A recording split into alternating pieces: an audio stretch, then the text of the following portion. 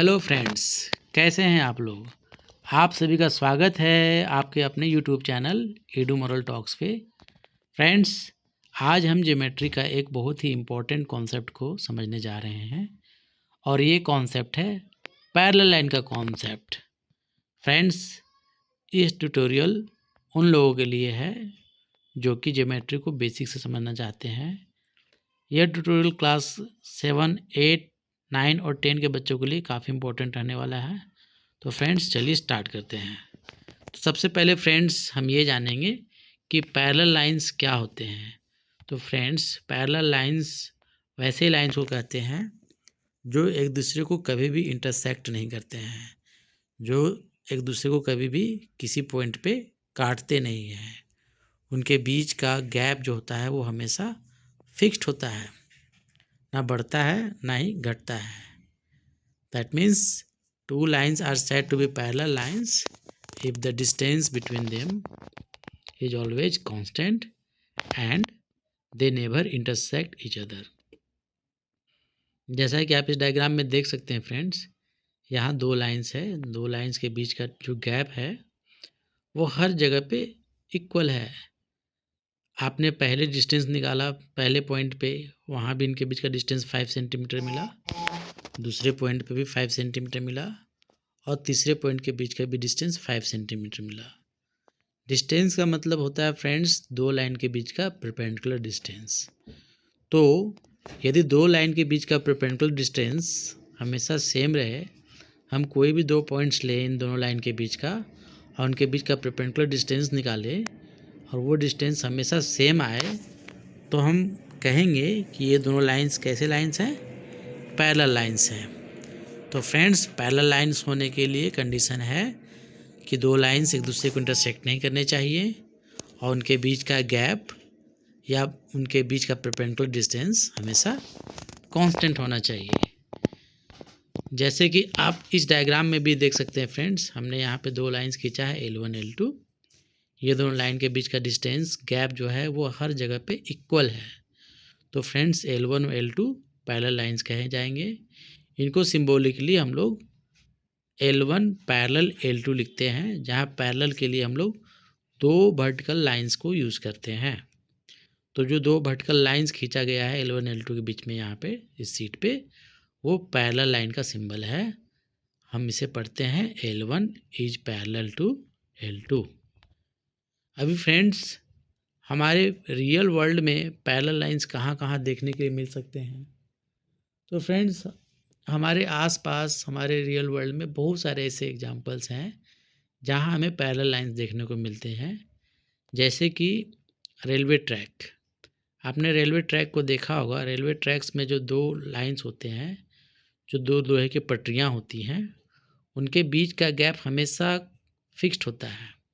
ऐसा नहीं होता है कि कहीं पे पटरियाँ के बीच का गैप कम हो, पटरियाँ संकरी हो जाएं और कहीं पटरियाँ जो है ज़्यादा फैल जाएं, अदरवाइज ट्रेन चल ही नहीं पाएगा, है ना। क्योंकि ट्रेन के दोनों व्हील्स के बीच का डिस्टेंस कांस्टेंट है, इसलिए पटरियों के बीच का डिस्टेंस भी कांस्टेंट होना चाहिए।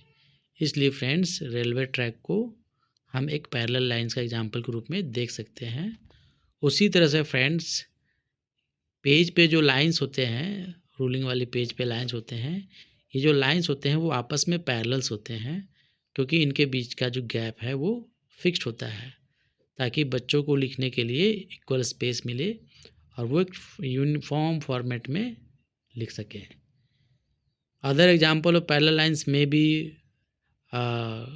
रड्स ऑफ लेडर, है ना।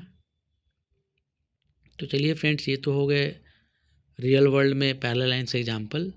अब फ्रेंड्स, हम आगे बढ़ते हैं, पैरेलल लाइंस और ट्रांसवर्सल के कॉन्सेप्ट को समझते हैं। क्योंकि फ्रेंड्स, इस पर बहुत सारे क्वेश्चंस एग्जाम में पूछे जाते हैं कि जब दो पैरेलल लाइन को एक थर्ड लाइन इंटरसेक्ट करता है तो वहाँ जो डिफरेंट टाइप्स ऑफ एंगल बनते हैं, उससे रिलेटेड क्वेश्चंस बहुत सारे एग्जाम में पूछे जाते हैं। सबसे पहले फ्रेंड्स, ट्रांसवर्सल क्या है। तो फ्रेंड, ट्रांसवर्सल एक ऐसा लाइन है जो दो पैरेलल लाइंस को इंटरसेक्ट कर रहा होता है, कट कर रहा होता है।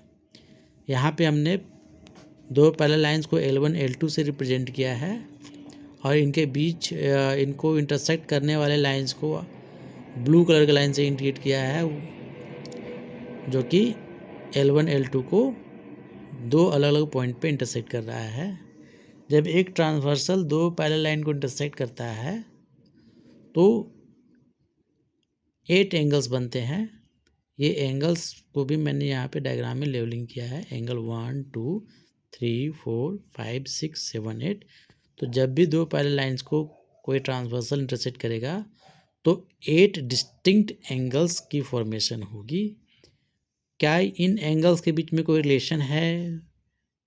तो जी फ्रेंड्स, इन एंगल के बीच में कोरिलेशन है, और वो कोरिलेशन को जानने के लिए हमें यहाँ पे टाइप्स ऑफ एंगल्स के बारे में पढ़ना पड़ेगा, जो कि हम नेक्स्ट स्लाइड में पढ़ने जा रहे हैं। सबसे पहले friends, corresponding angle.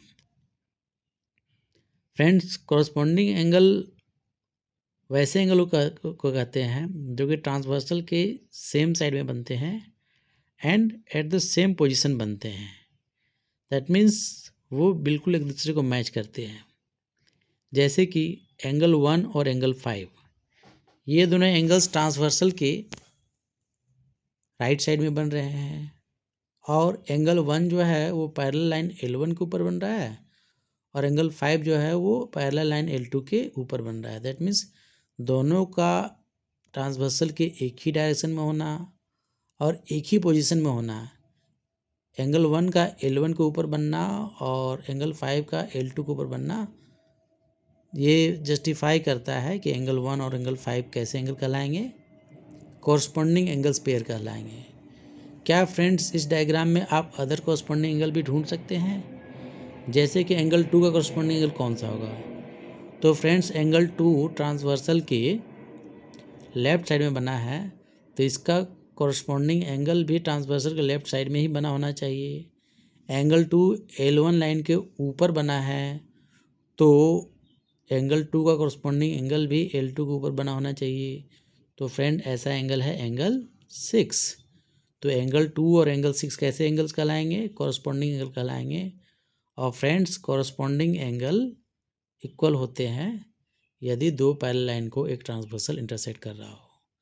That means L1 L2 यदि पैरेलल दिया हुआ है तो हम कह सकते हैं कि एंगल 2 और एंगल 6 का वैल्यू इक्वल होगा, बोथ विल बी इक्वल।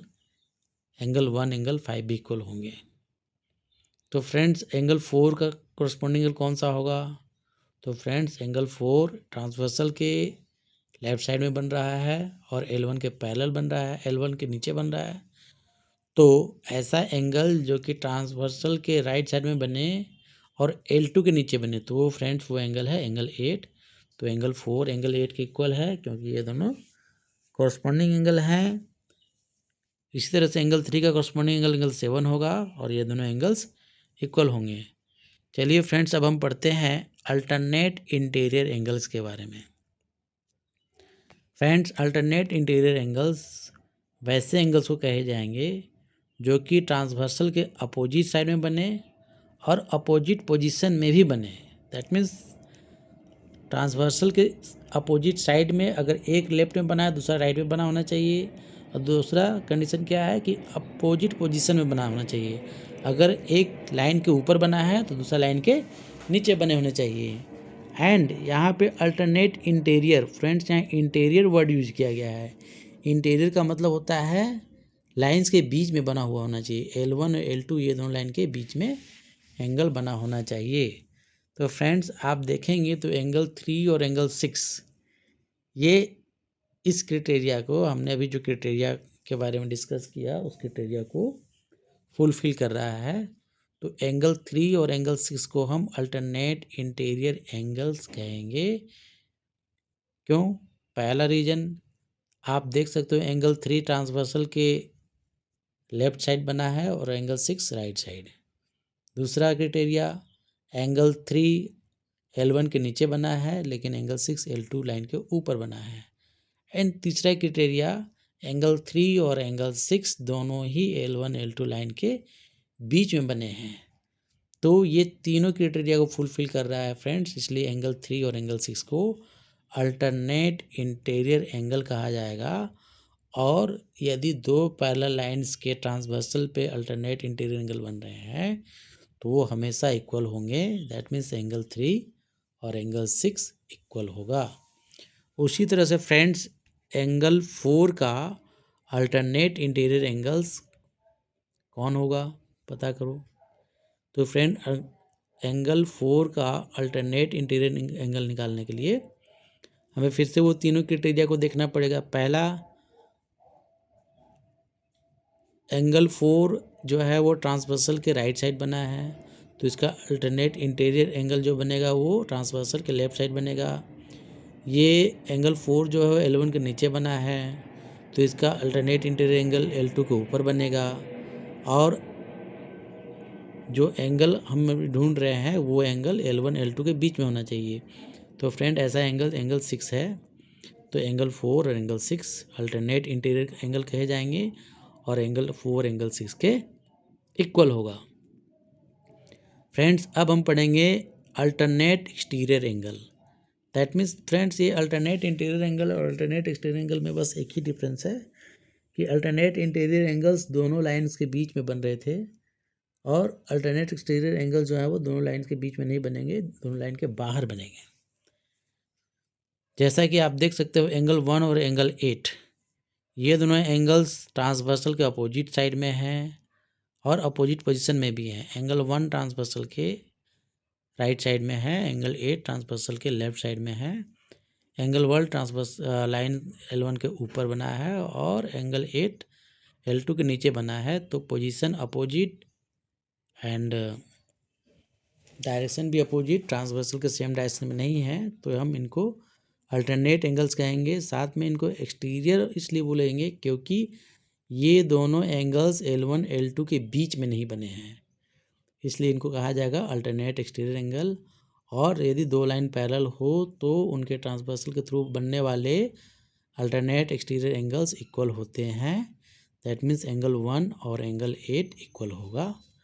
उसी तरह से फ्रेंड्स एंगल 2 जो है वो एंगल 7 का अल्टरनेट एक्सटीरियर एंगल है और ये भी इक्वल होगा।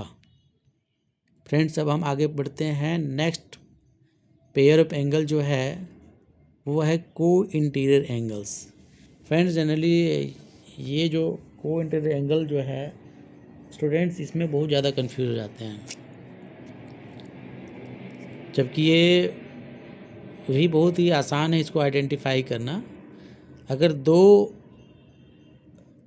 एंगल्स इस तरह से बन रहे हो पैरेलल लाइन के केस में कि दोनों ट्रांसवर्सल के सेम साइड में बन रहे हैं और दोनों पैरेलल लाइंस के बीच बन रहे हैं, तो हम इन्हें को इंटीरियर एंगल्स कहेंगे। दैट मीन्स पहला कंडीशन ट्रांसवर्सल के सेम साइड में, दूसरा कंडीशन दोनों पैरेलल लाइन के बीच में। तो फ्रेंड्स अगर ये दो कंडीशन फुलफिल दो एंगल्स करते हो तो हम इन्हें को इंटीरियर एंगल कहेंगे। जैसे कि एंगल 4 और एंगल 6 ये दोनों L1 L2 लाइन्स के बीच में बने हुए हैं, ट्रांसवर्सल के सेम साइड में बना हुआ है। एंगल 4 भी लेफ्ट साइड में बना है, एंगल 6 भी लेफ्ट साइड में बना है, तो हम इन्हें को इंटीरियर एंगल कहेंगे। और फ्रेंड्स ये ध्यान रखना है कि को इंटीरियर एंगल इक्वल नहीं होते हैं बल्कि सप्लीमेंट्री होते हैं। दैट मीन्स कि यदि एंगल 4 और एंगल 6 को ऐड किया जाए तो उनका सम 180 डिग्री आता है। उसी तरह से फ्रेंड्स एंगल 3 का को इंटीरियर एंगल 5 है और angle 3 plus angle 5 equal to 180 degree होगा। फ्रेंड्स तो इसको याद रखने के लिए हम एक शॉर्ट ट्रिक ध्यान रखते हैं जिसका नाम है CAAC मेमोरी मैट्रिक्स। अगर आप CAAC याद रखेंगे तो आपको ये ध्यान में रहेगा कि ट्रांसवर्सल के केस में दो पैरेलल लाइन को ट्रांसवर्सल इंटरसेक्ट करता है तो उस केस में जो डिफरेंट टाइप्स ऑफ एंगल बनते हैं वो कौन कौन से एंगल है और उनमें क्या सिमिलरिटी है, क्या उनके प्रॉपर्टीज़ हैं। तो फ्रेंड्स पहला C स्टैंड करता है कोरस्पॉन्डिंग के लिए और कोरस्पॉन्डिंग एंगल इक्वल होते हैं। दूसरा letter A for alternate interior angle, ये भी इक्वल होते हैं। तीसरा A है अल्टरनेट एक्सटीरियर एंगल, ये भी इक्वल होते हैं। और चौथा C जो है वो है को इंटीरियर एंगल और इनका सम 180 डिग्री होता है। तो फ्रेंड्स, दो पैरेलल लाइन्स को जब एक ट्रांसवर्सल इंटरसेक्ट करता है तो ये चार तरह के एंगल्स बनते हैं: corresponding angle, alternate interior angle, alternate exterior angle और को interior angles. Next topic friends, अभी हमने ये चारों तरह के एंगल्स के बारे में पढ़ा, तो इस पे बेस्ड कुछ एक्सरसाइज हम कर सकते हैं। अभी यहाँ पर देखो, यहाँ दो पैरेलल लाइन L1 L2 दिया हुआ है और हमारे पास सिर्फ एक एंगल दिया हुआ है, एंगल 2 इक्वल टू 60 डिग्री।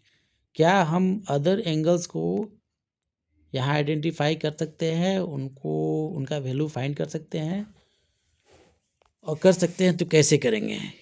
देखिए फ्रेंड्स, हमें यहाँ पे CAAC रूल्स यूज़ करना पड़ेगा और CAAC रूल यूज़ करके हम यहाँ पे बाकी जितने भी एंगल्स हैं उनका वैल्यू फाइंड कर सकते हैं। सबसे पहले फ्रेंड्स, एंगल 1 और एंगल 2, ये दोनों आप ध्यान दो, आपने पढ़ा होगा। प्रीवियस वीडियो में मैंने लीनियर पेयर के बारे में डिस्कस भी किया था कि यदि एक ही पॉइंट पे दो एंगल इस तरह से बन रहे हों कि वो एक लाइन की फॉर्मेशन करते हों, उनके अपोजिट आर्म्स एक लाइन की फॉर्मेशन करते हो, तो वो लीनियर पेयर कहलाते हैं। तो एंगल 1 और 2 के अपोजिट एंगल्स मिलके L1 के लाइंस को बना रहे हैं, इसलिए एंगल 1 एंगल 2 लीनियर पेयर हैं। तो एंगल 1 प्लस एंगल 2 180 डिग्री होगा, इसलिए एंगल 1 निकालने के लिए 180 डिग्री में से एंगल 2 को माइनस करना पड़ेगा। तो 180 में से हम 60 माइनस करेंगे तो हमें मिलेगा 120। तो हमें यहाँ से एंगल 1 का वैल्यू फाइंड हो गया 120 डिग्री। अब फ्रेंड्स, एंगल 1 एंगल 5 के इक्वल होगा। क्या आप बता सकते हो फ्रेंड्स यहाँ पे कौन सा एंगल पेयर का यूज़ किया हमने, कौन सा प्रॉपर्टी यूज़ किया?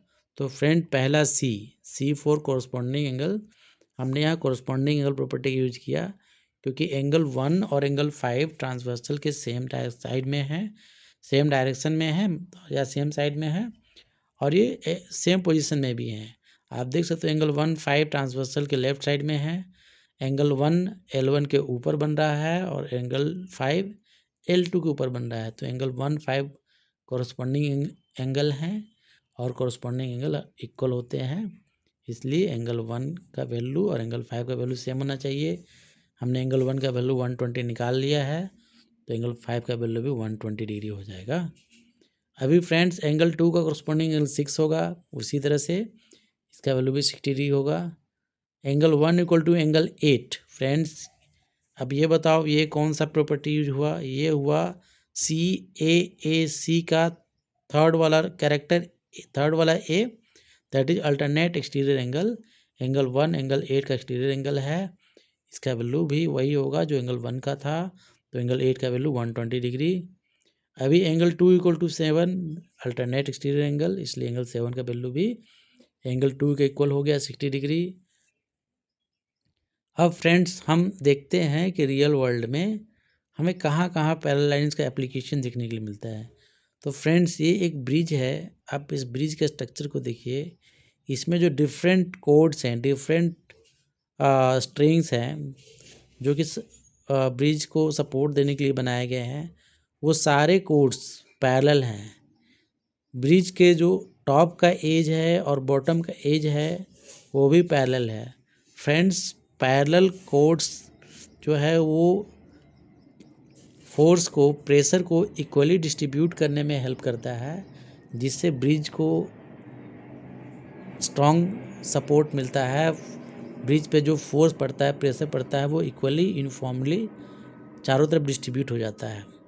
तो फ्रेंड्स, ये फिजिक्स और मैथ का एक अच्छा कॉम्बिनेशन आपको यहाँ देखने के लिए मिल सकता है कि ब्रिज में जितने भी सपोर्ट सिस्टम बनाए जाते हैं, जितने भी कोड लगाया गया है, जितने भी यहाँ स्ट्रिंग लगाए गए हैं, वो पैरेलली लगाए गए हैं ताकि प्रेशर का डिस्ट्रीब्यूशन इक्वल हो जाए। ये भी फ्रेंड्स एक एग्जांपल है कि कैसे हम लोग रियल वर्ल्ड में पैरेलल लाइन के कॉन्सेप्ट को यूज़ करके बड़े बड़े मेगा स्ट्रक्चर्स बनाते हैं। हमने पैरेलल लाइन के कॉन्सेप्ट को समझा और हमने ये भी सीखा कि कैसे एक ट्रांसवर्सल पैरेलल लाइंस को इंटरसेक्ट करता है तो डिफरेंट टाइप्स ऑफ एंगल बनते हैं, जिसमें corresponding angle, alternate interior angle, alternate exterior angle और कंसेक्टिव इंटीरियर एंगल्स के बारे में हमने सीखा। तो फ्रेंड्स, कोई भी कॉन्सेप्ट को समझने के बाद यदि आप उस पे बेस्ड कुछ क्वेश्चंस नहीं बनाते हैं, तब तक आपके अंदर ये कॉन्फिडेंस नहीं आएगा कि आपने उस कॉन्सेप्ट को ठीक तरह से सीखा है कि नहीं, ग्रैस्प किया है कि नहीं। तो इसी चीज़ को ध्यान में रखते हुए फ्रेंड्स, यहाँ पर मैंने एक क्विज दिया है, क्वेश्चन आपके लिए, एक्सरसाइज आपके लिए रखा है। इस क्वेश्चन में ए बी और सी डी दो पैरेलल लाइंस हैं, एफ डी और जी एच भी एक दूसरे के पैरेलल हैं। एफ जी जो है वो एंगल ई एफ डी को बाइसेक्ट कर रहा है, तो हमें एक्स का वैल्यू फाइंड करना है, एंगल एक्स का वैल्यू हमें फाइंड करना है। यदि फ्रेंड्स आप इस क्वेश्चन को सॉल्व करना चाहते हैं तो इस ट्यूटोरियल को यहाँ पर रोक के इस क्वेश्चन को सॉल्व करें और एक्स का वैल्यू को आप कमेंट्स में लिखें कि एक्स का वैल्यू क्या आएगा। चलिए फ्रेंड्स, मैं इसके सॉल्यूशन को कैसे इसको सॉल्व करेंगे स्टेप बाय स्टेप आपको एक्सप्लेन करता हूँ। तो सबसे पहले फ्रेंड्स, हम यहाँ पे कुछ एंगल्स ड्रॉ करेंगे। देखिए, मैंने यहाँ पे दो एंगल ड्रॉ किया, एंगल 1, एंगल 2। अब सबसे पहले फ्रेंड्स, स्टेप नंबर 1, क्वेश्चन के हिसाब से एफ डी और जी एच ये दोनों लाइन्स एक दूसरे के पैरेलल हैं, और जब दो लाइन्स एक दूसरे के पैरेलल होते हैं तो ट्रांसवर्सल के सेम साइड में और दो पैरेलल लाइन के बीच में बनने वाले एंगल्स को इंटीरियर एंगल कहलाते हैं, और उनका सम कितना होता है, 180 डिग्री।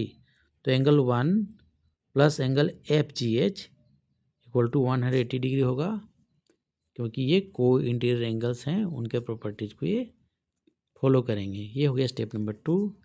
तो friends, angle 1 equal to 180 degree minus F G H, हमें 1 निकालना है एंगल 1 का वैल्यू, तो 180 से एफ जी एच को माइनस करना पड़ेगा। एंगल एफ जी एच का वैल्यू 150 है, 180 में से 150 माइनस करने पे हमें 30 डिग्री मिलेगा। तो अब हमारे पास एंगल 1 का वैल्यू है 30 डिग्री। अभी फ्रेंड्स, क्वेश्चन के हिसाब से क्वेश्चन में ये भी लिखा हुआ है कि F G bisect E F D. अगर F G E F D angle को बाइसेक्ट करता है तो एंगल 1 और एंगल 2 इक्वल होने चाहिए। एंगल 1 एंगल 2 इक्वल होगा तो एंगल 2 का वैल्यू भी 30 डिग्री हो जाएगा। उसके बाद हमें ई एफ डी एंगल निकालना पड़ेगा। एंगल ई एफ डी निकालना है तो friends, angle E F D जो है वो एंगल 1 और एंगल 2 को मिलाने से मिलेगा हमें। तो E F D equal to angle 1 plus angle 2। हमने एंगल 1 और एंगल 2 का वैल्यू निकाल लिया है। एंगल 1 का वैल्यू स्टेप 3 से निकाला था, एंगल 2 का वैल्यू 6 से निकाला था। तो हम अगर एंगल 1 और एंगल 2 के वैल्यू को प्लस कर दें, that means 30 degree plus 30 degree, तो हमें एंगल ई एफ डी का वैल्यू निकलेगा, जो कि निकलेगा 60 डिग्री। ये हो गया स्टेप नंबर 9। अब हमने friends angle E F D निकाल लिया है। तो फ्रेंड्स, अगर आप ध्यान देंगे तो एंगल एक्स और एंगल ई एफ डी दोनों एक दूसरे के से कैसे रिलेटेड हैं, दोनों एक दूसरे से इस तरह से रिलेटेड हैं कि दोनों अल्टरनेट इंटीरियर एंगल्स हैं, क्योंकि वो दोनों ट्रांसवर्सल के अपोजिट साइड में हैं और अपोजिट पोजीशन में भी हैं। और आप ध्यान से देखोगे तो एंगल एक्स और एंगल ई एफ डी मिलकर एक जेड शेप को बना रहा है। जब ये जेड शेप बनाएगा तो ये अल्टरनेट इंटीरियर एंगल कहलाएगा। और अल्टरनेट इंटीरियर एंगल का प्रॉपर्टी क्या था फ्रेंड्स? अल्टरनेट इंटीरियर एंगल का प्रॉपर्टी ये था कि वो इक्वल होते हैं। तो ए ई एफ और angle E F D equal होंगे। दैट मीन्स एंगल एक्स जो है वो ई एफ डी के इक्वल होगा। और हमने फ्रेंड्स ई एफ डी स्टेप नंबर 9 में निकाला था 60 डिग्री, तो angle x will be 60 degree. तो ये हमारा फाइनल आंसर हो गया, angle X equal to 60 degree. I hope friend आपको ये सॉल्यूशन, आपको इस क्वेश्चन का जो मैंने सॉल्व किया है सॉल्यूशन समझ में आया होगा। यदि आपको इससे रिलेटेड कोई भी डाउट हो, इस ट्यूटोरियल में आपको किसी भी चीज़ को समझने में परेशानी आई हो, कोई भी कॉन्सेप्ट को से रिलेटेड कोई भी कन्फ्यूजन हो, तो आप कमेंट्स करें। मैं आपके कमेंट्स को देखते हुए उस क्वेरी को रिज़ॉल्व करने की कोशिश करूँगा। यदि आपको ये वीडियो पसंद आया हो फ्रेंड्स, तो इस वीडियो को लाइक करें, चैनल को सब्सक्राइब करें। मिलते हैं नेक्स्ट वीडियो में। Bye bye.